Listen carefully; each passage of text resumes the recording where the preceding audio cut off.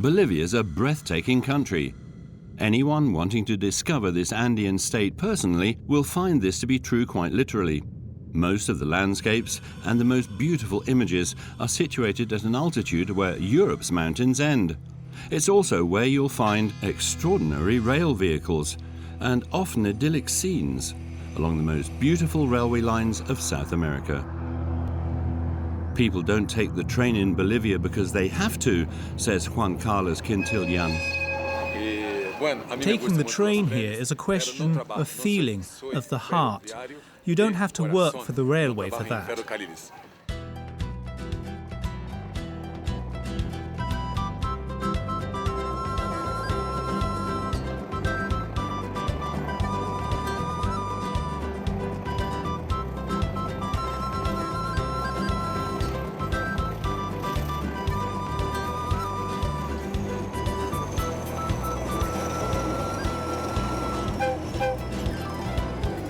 For our trip through Bolivia, we chose the train, which was once the most comfortable way to travel the country. Today, with the new roads, it's at least still the safest. Bolivia has two train systems that aren't connected. In the highlands to the west of the Andes, the Ferroviaria Andina, and in the lowlands, the Ferroviaria Oriental. The more important one for Bolivia's supply chain, the Ferroviaria Oriental, connects Santa Cruz with the cities on the borders with Brazil and Argentina, Quijaro and Yacuiba. The whole of Bolivia is supplied with petroleum products and industrial goods via this single-track line. There are freight trains several times a day on both routes. However, passenger trains only depart every second day from and to Santa Cruz. The area around Quijaro, the border town in Bolivia's Pantanal region, is one of the largest inland wetlands on Earth. It's also home to the country's only port. It connects Bolivia to the Atlantic via more than 1,500 kilometers of river channels. The calm in the port hides its true significance, says José Luis Vázquez. The railway and the port are extremely important. The freight and tank wagons supply Santa Cruz and the rest of Bolivia with everything we wouldn't otherwise have.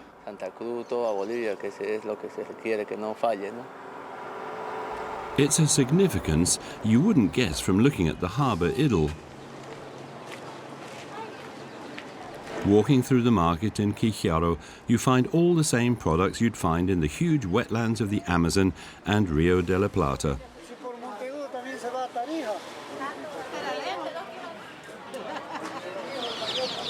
These are growing food crops, so to speak. You buy them as chicks and let them grow, so you can use them in a pot at a later date.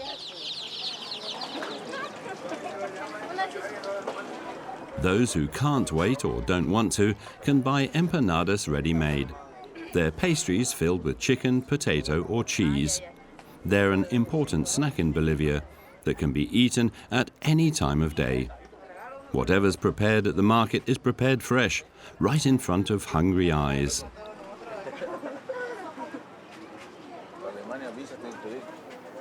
The atmosphere at Quijaro station is quiet.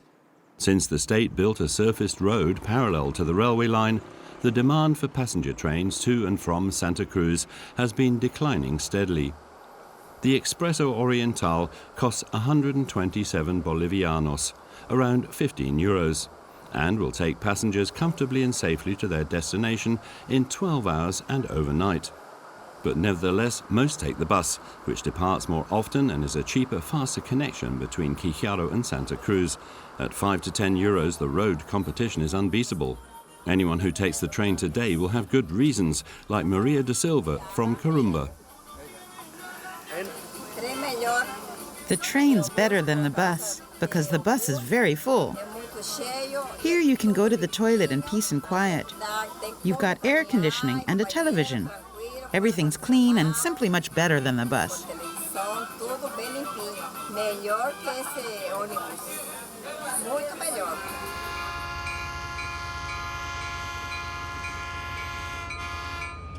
The Expreso Oriental departs at 1:20 in the afternoon. Unlike passenger trains, there are up to 4 freight trains a day departing Quijiaro for Santa Cruz. The city primarily needs fuel, which comes from Venezuela via Brazil and Paraguay. In return, Bolivia exports natural gas and soybeans via Puerto Quijiaro. Bolivia, the country without its own seaport, is dependent on the lifeline through the rainforest and the savanna.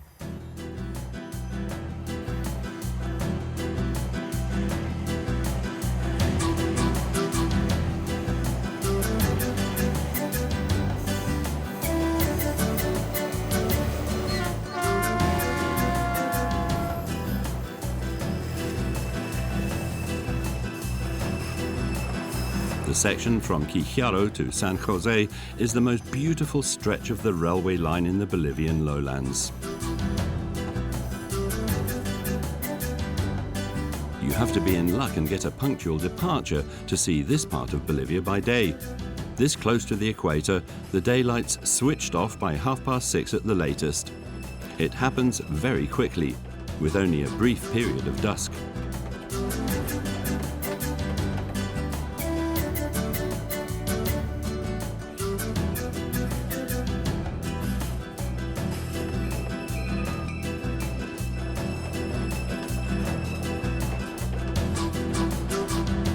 Today is one such lucky day.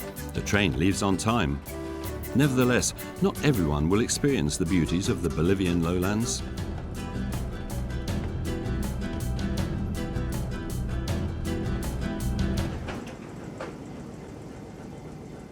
San Jose's definitely worth a stopover on the way to Santa Cruz, 290 kilometers away. The Jesuit order founded the mission of San Jose de Chiquitos in around 1750. The mission's architectural style is a mix between Western church architecture and the traditional building method of the native Chiquitano tribe. The 6 Jesuit settlements that still exist today were designated a UNESCO World Heritage Site in 1990. The missionary work in Bolivia is by no means done, as Father Elvio Pinto Rios assures us in the church. When the Jesuits came here, they ordered and organized the life and work in the villages completely afresh. Much has survived of the culture of the fathers from those days, the music in particular. It's the legacy for all musical groups, even symphonic orchestras. The indigenous population has managed, with few exceptions, to overcome their old culture and become part of civilization.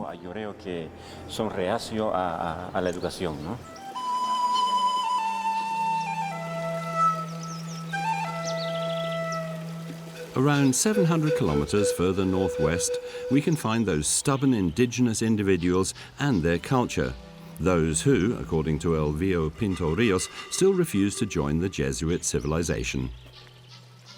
According to legend, the sun god Inti brought his son, the first Inca, and his wife down to earth here on Isla del Sol. As is well known, those who believed in Pachamama built the powerful and civilized Inca Empire long before the arrival of the Jesuit mission. Starting in the 16th century, missionaries from Europe built temples of their own faith on the sites of Inca worship, such as here in Copacabana on the shores of Lake Titicaca. Other cult sites were also built on or destroyed. The sacred Inca mountain high above Copacabana is now a place of Christian pilgrimage. But the indigenous population are still proving stubborn. Around the crucifixes and statues of Mary, they've set up altars to Pachamama, candles in the colors of the witches and fortune tellers. Red for love, green for work and blue for studies. Fortune stones in the same colors to make the spell last longer. And all this in Bolivia, a country professing to be devoutly Catholic. But it wasn't just the Jesuit settlements that were honored by UNESCO. 120 kilometers to the southwest of Santa Cruz, El Fuerte de Samaipata, the fortress of Samaipata, has also been made a UNESCO World Heritage Site. Only 10% of the Inca ceremonial sites have been uncovered to date. It's a huge complex for those indigenous people and their terribly inferior civilization. The people here still believe in Pachamama, in the old traditions and cults. The Inca descendants just mix the Mother Earth of their old faith with the worship of Mary in the Catholic Church.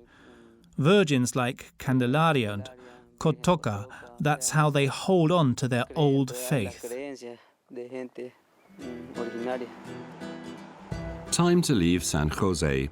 We can't answer the question when or even whether the last indigenous individuals will join the civilization of the Jesuit fathers.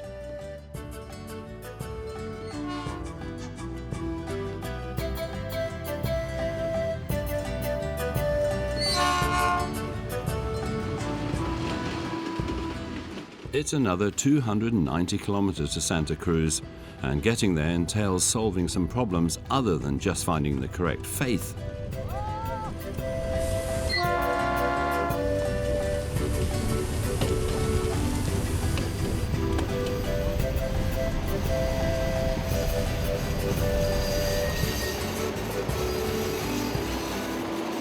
There's no sleeper car on the Ferroviaria Oriental, but there are comfortable seats.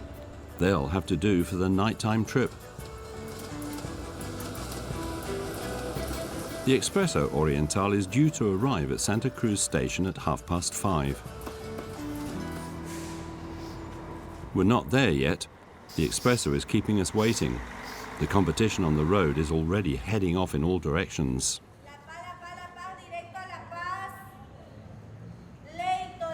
All around the station, tickets are being sold for the Leito luxury bus. But outside the entrance to the station, all is quiet still. Doors to the platform are closed. Even the guard dogs know about the late arrival. After 17 hours and more than 600 kilometers through the rainforest and the savannah, the Expreso Oriental arrives at Santa Cruz station. All the travel guides say the train is notoriously unpunctual. But nobody in Bolivia gets het up about that. When it comes to travel time, the train can't compete with the buses anyway. Instead, the passengers are still quite relaxed when they get off after 17 hours. Could they do that after a bus journey on a narrow seat? You're not greeted as warmly at the bus station as you are here either.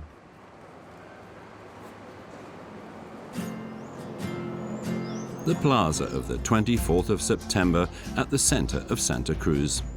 The people of Bolivia erected a monument to the freedom fighter Ignacio Varnes in commemoration of the start of the successful struggle for independence against the Spaniards in the 19th century.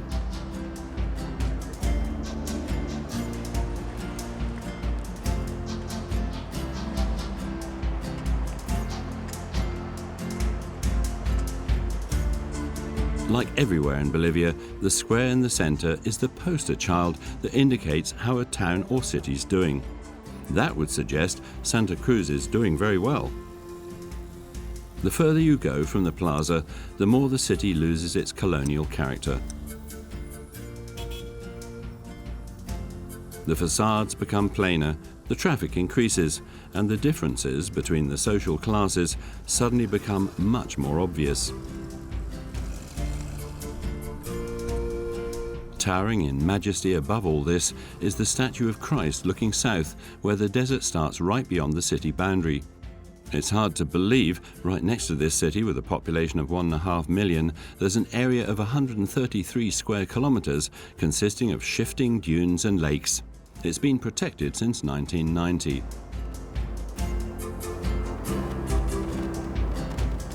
Ranger Freddy Vidal knows all about the fragile nature of the park.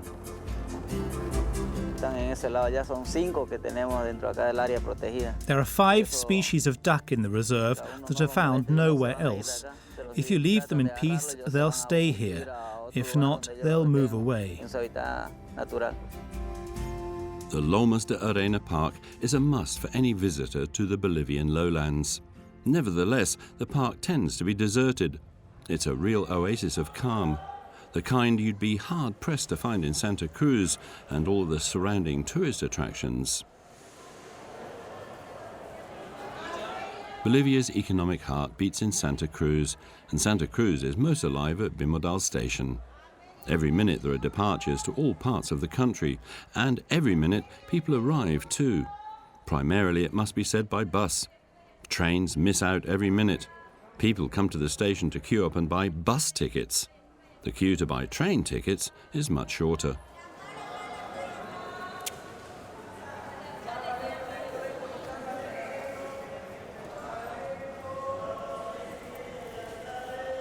Allowing rival tickets to be sold in the train station isn't really a promising business model. But the Ferroviaria Oriental has no choice. The state owns half of the business, and it wants both modes of transport to flourish, rail and road. Pena lists the advantages of rail travel. The big differences are comfort and safety. The train's better. Buses are good, but the drivers are irresponsible. The buses are clearly faster. They go 100 kilometers per hour. On our gauge, we can't go faster than 60, with an average of 45 kilometers per hour. The train tracks are as old as the veteran outside the station, from the 19th century. The diesel locomotives used here were built until 1962. This rail car, made by MAN in Germany, went into service as late as 2010. Even back then, this model, a converted bus, had long since been retired. However, the idea of taking a road vehicle and just giving it the undercarriage to run on rail tracks is still going strong in one of the most beautiful mountain landscapes of Bolivia, between Sucre and Potosí.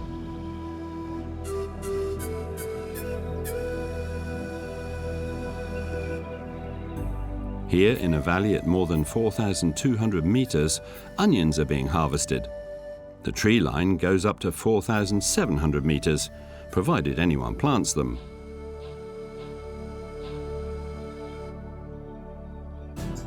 Suddenly, something moves in the middle of the rock. A ferrocarril, a small bus on rails.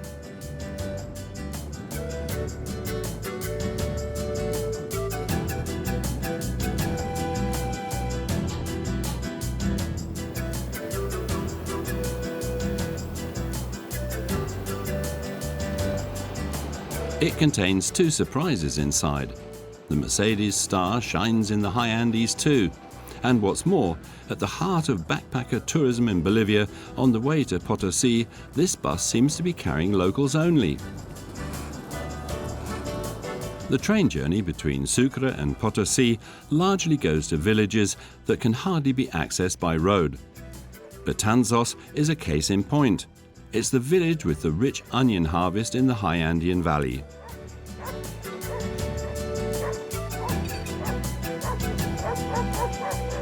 Then we spot a tourist in the passenger seat who managed to get this front row spot at the cost of a small tip.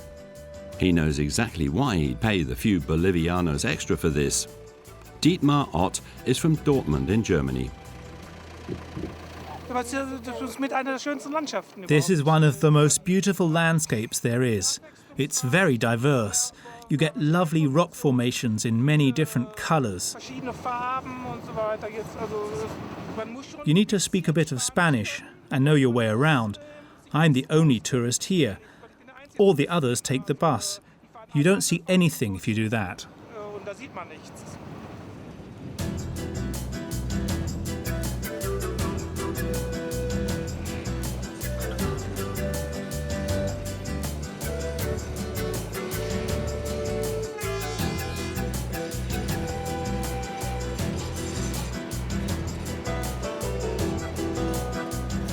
By taking the rail bus to Potosí, we left the rail network of Ferroviaria Oriental.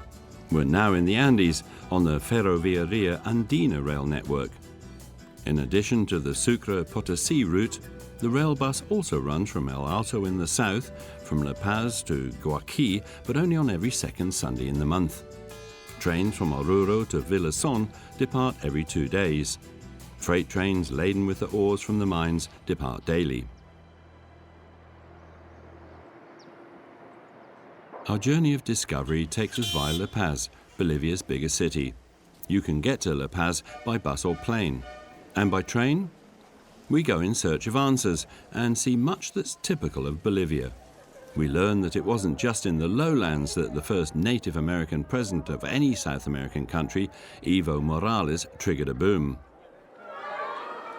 La Paz now has a fabulously smartened up old quarter where tourists are quite clearly happy and where they'll find many a photo opportunity, like here at the Presidential Palace.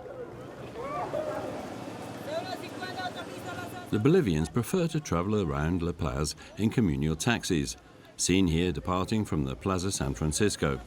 Such a truffy is cheap for tourists too, and it's a better way of getting around on the busy roads of this city than on foot.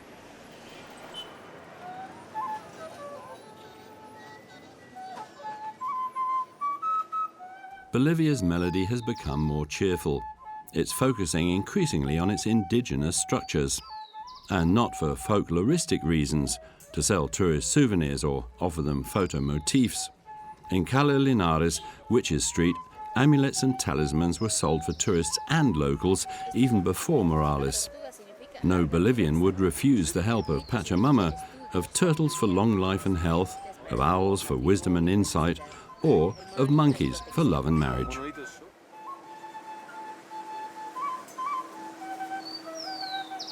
The llama fetuses definitely aren't a souvenir. They're walled up along with the foundation stone.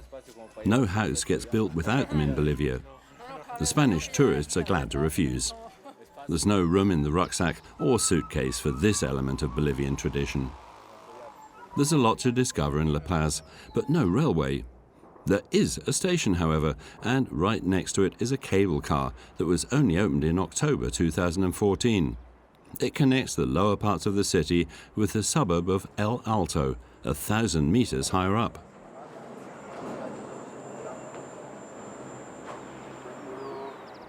The cable car, built by an Austrian company, has 4 different lines and is almost 10 kilometers long. The trip's cheap for locals too. In fact, it's the perfect mode of transport, high up above winding, clogged-up, dusty roads. Bolivia's president wants to build 5 further lines for La Paz.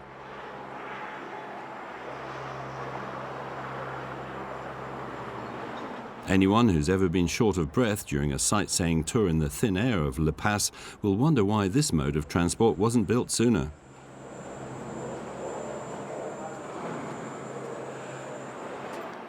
There's no functioning railway in La Paz. Anyone wanting to leave the city is dependent on the car or bus. The bus prefers to travel at night. It takes its passengers to Oruro, a city 220 kilometers away, in 4 hours. It possesses the world's largest statue of the Virgin Mary, 45.5 meters tall. We want to discover the highlands in southern Bolivia from here. However, the Expreso del Sur, the Southern Express, first has to make its way through Oruro Market.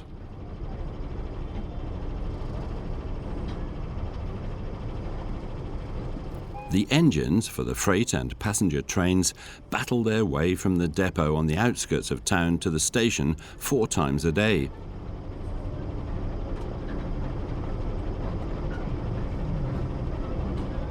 When all the market stalls and parasols are taken down, the locomotive can carefully enter the station compound and be coupled to its carriages or wagons. The luggage is stored in the luggage wagon. It's not needed in the passenger carriage because the Expreso del Sur will reach Uyuni this same evening. That's where most tourists get out.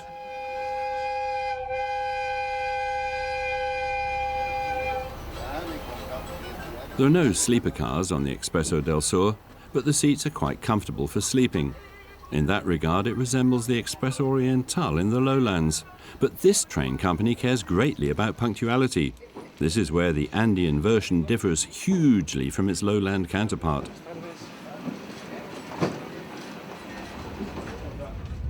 As soon as we've left Oruro, there are plenty of photographic motifs. Flamingos fly over the Uro Lake in vast numbers. The train crosses it 10 minutes after departing Oruro.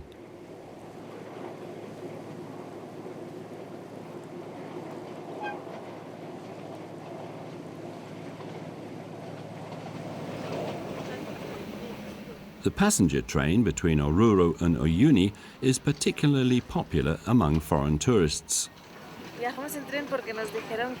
We take the train because this stretch between Oruro and Uyuni is perfectly suited for discovery by train. We're doing this journey to get to know the Salt Lake. It's 26 euros per person to Uyuni. It's just more comfortable than in the group taxi or a normal taxi. And maybe it's cleaner too. Everything's different here in Bolivia. There aren't as many railway lines. Maybe not as many, but those that do exist are perfect for journeys of discovery. To get to know the area around the region with the world's largest lithium deposits, for example. Bolivia has started shoveling its nationalized natural resources, mined along the railway line, into the wagons.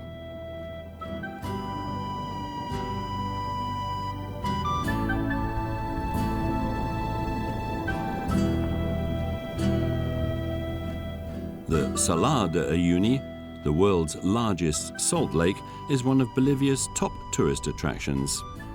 The best way to get to Uyuni is by train, before taking a 4x4 and having breakfast on the Isla del Pescado, Fish Island. Sunrise or sunset on Fish Island. No tourist skips a visit to the Salar and the island when traveling through Bolivia. And of course, climbing past the cactuses is part of discovering the island.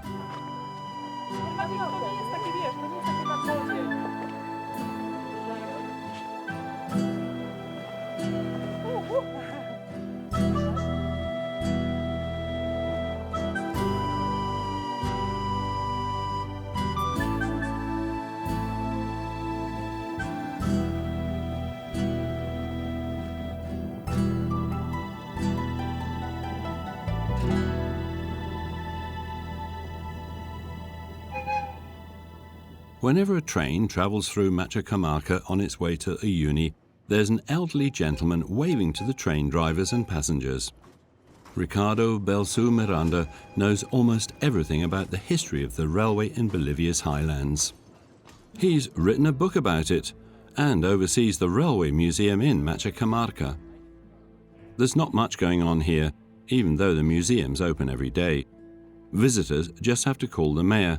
Then Ricardo will come with the key and personally give them a guided tour. The museum has a magnificently restored number 22, built in 1955 by Sulzer Hermanos in Winterthur in Switzerland. Ricardo knows the history of every engine on display here. That's true for the 1937 Buick Al Capone too. It was used by the directors of the silver mine to get around. There were no roads, but there were rails. So it was fitted with railway wheels. Ricardo's favorite engine was delivered to Bolivia from Berlin in 1913. This gasoline-powered veteran from Pennsylvania went into operation in the silver mines in 1938. Ricardo could keep talking for hours. Taking a look in the first-class carriage shows how the operators adapted to some of the passengers' wishes, even though it won't have been as comfortable as today. The Machacamarca Railway Museum is home to many outstanding specimens.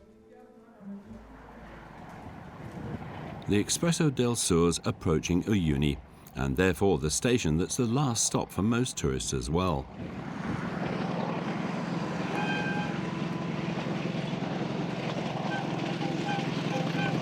After they've been shaken about for 2 hours on the narrow-gauge tracks, the landscape isn't the only thing attracting passengers' attention anymore.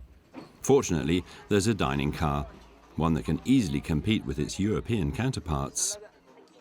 Train enthusiasts should enjoy the view. It's the only time the Expreso leaves the competition from the road behind, at the Chayapata toll booth. The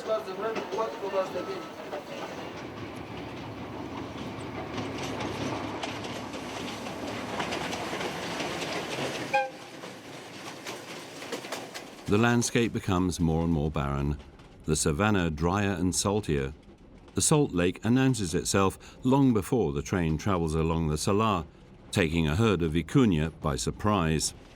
This relative of the llama tends to avoid contact with humans and their noisy technology, such as trains and cars, but the salt flats and the nearby watering hole have lured the animals right to the railway tracks.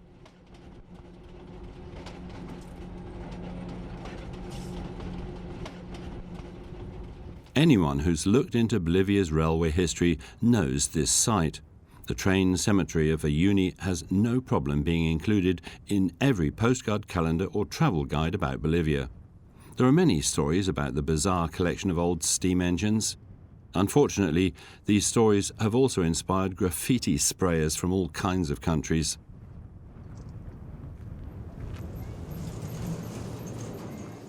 Uyuni isn't necessarily a gem of urban architecture, but it's the starting point for most excursions by 4x4 in southwest Bolivia. We're here for All Saints, a holiday with a special significance for the whole country. It's the day the people say goodbye to the dead. These wreaths are made all over Bolivia for All Saints. They're taken to the tombs of the dead, together with these loaves of bread and many drinks. It wouldn't do for the dead to feel hunger or thirst in the afterlife.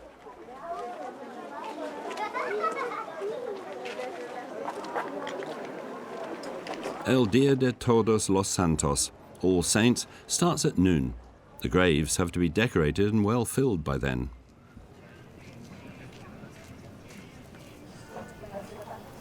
We've got a bit of time, so we use it to visit the silver mine of Pulicayo in the mountainous region to the east of Uyuni. The Huanchaca mine was the second largest silver mine on Earth in the 19th century. Silver, zinc and lead were extracted down to a depth of 1,100 meters. The ores were transported to the Pacific. The trains used at the time can now be seen in the mine's own museum. This is also where you can see the train ambushed by the American gangsters Butch Cassidy and Sundance Kid. After fleeing from the United States, they were working near the mine.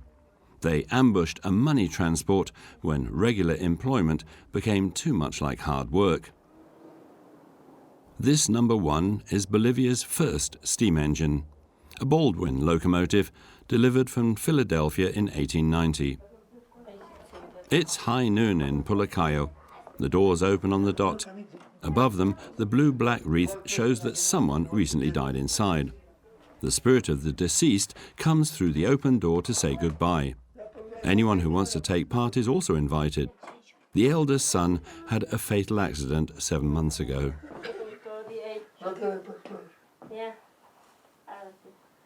The family holds a feast to express their farewell.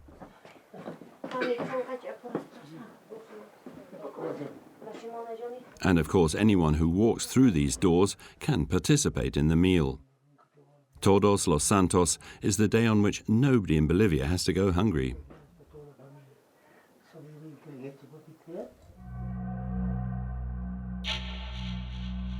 The mountain landscape here has been seen only by very few tourists. For years, the railway line to the south of Uyuni was closed. A bridge beyond Tupiza had collapsed. As a result, only the most adventurous travellers came on unsurfaced, dusty tracks. All the others missed this picturesque little town, framed by high, colourful mountains with breathtaking gorges and infinite trekking possibilities. Tourism is now one of the town's main sources of income.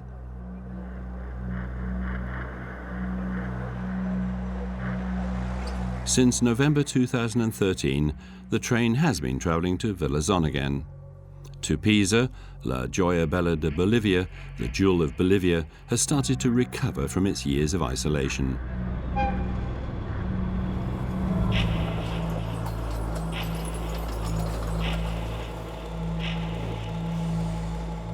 Anyone who arrives here will have completed an 18-hour train journey, which isn't particularly exciting, especially by night between Uyuni and Tupiza.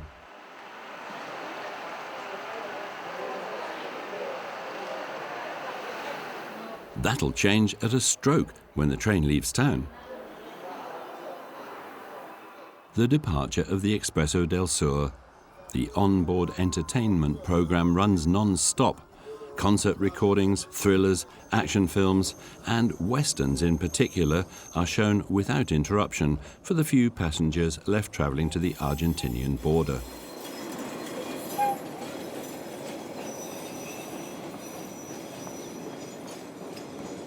The landscape starts to change spectacularly beyond Tupiza. The stretch runs through the valley of the Rio Tupiza and winds its way through a fertile green landscape with narrow canyon-like gorges and colourful mountains. Those watching television now are missing something. In this landscape, the schedule of the onboard entertainment could hardly not include westerns. After all, it was mostly here that Sundance Kid and Butch Cassidy ambushed their trains. There was good reason for that. They could quickly come down from the mountains into the valley. After the ambush, it wouldn't be long before they were in inhospitable terrain again, where it was difficult for the army to hunt them down.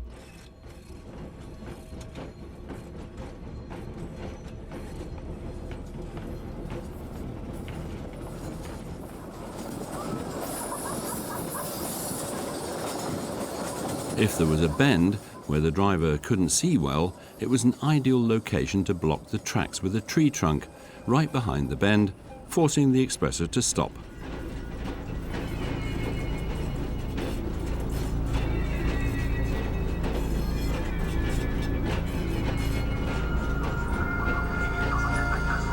The drama of the thriller demands that the tensions increase inside the carriage, but everything remains quiet outside today.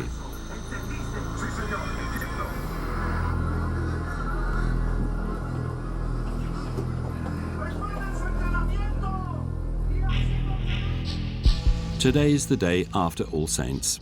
The dead, whose spirits came through the open door a day earlier, are bid farewell at the cemeteries until noon. This is the case in San Vicente too, where, according to the case files, the shootout between the American gangsters and the Bolivian army took place. This is the last resting place of Butch Cassidy's mortal remains.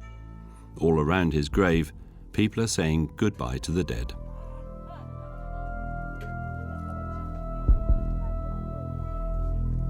Less than 200 meters from the cemetery is a museum. That's unusual enough in a town that otherwise consists only of the homes of the mine workers. The unadorned brick building contains everything that could be secured from the past.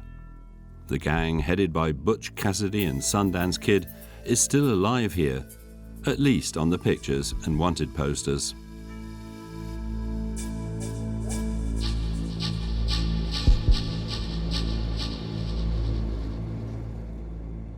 Once again, the Expresso del Sur manages to get through the valley of Rio Tupiza without an ambush. We arrive in Villazon. The train took exactly 22 hours from Oruro to the border between Bolivia and Argentina.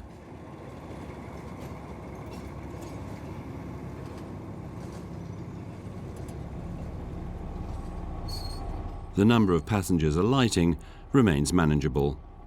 There's hardly any reason to visit Villazon for those who don't live here, apart from the spectacular train journey through the Tupiza Valley.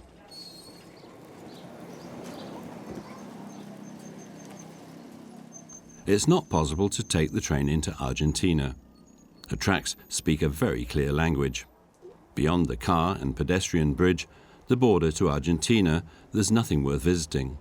And yet the plaza has something to offer that you probably won't find anywhere else in Bolivia. No freedom fighters venerated here. Instead, they praise the bridge builders and their works through the valley of the Rio Tupiza. After years of inactivity, they were finally commissioned by the Bolivian state under President Morales to reconnect the south of the country to the rest of the world. The train once again rolls over safe bridges through one of Bolivia's most beautiful landscapes.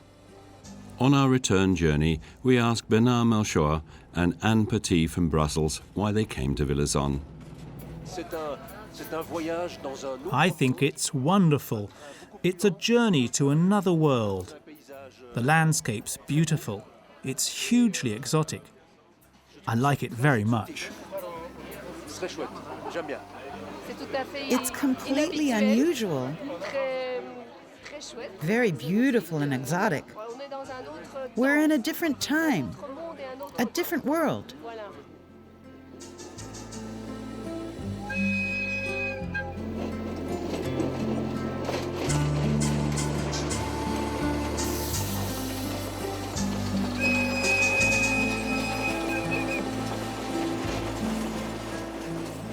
It's hard to say what the most important development has been during the current president's term in office. Maybe it was that he has given the majority indigenous population hope for the future, but also that he's had new roads and bridges built that the Bolivians can use to head towards their future. Like this bridge near Tupiza, which collapsed and caused an entire part of the country to stagnate. The same stagnation as in the rest of the country. That's over now. Bolivia's railway travels all the way to the border again.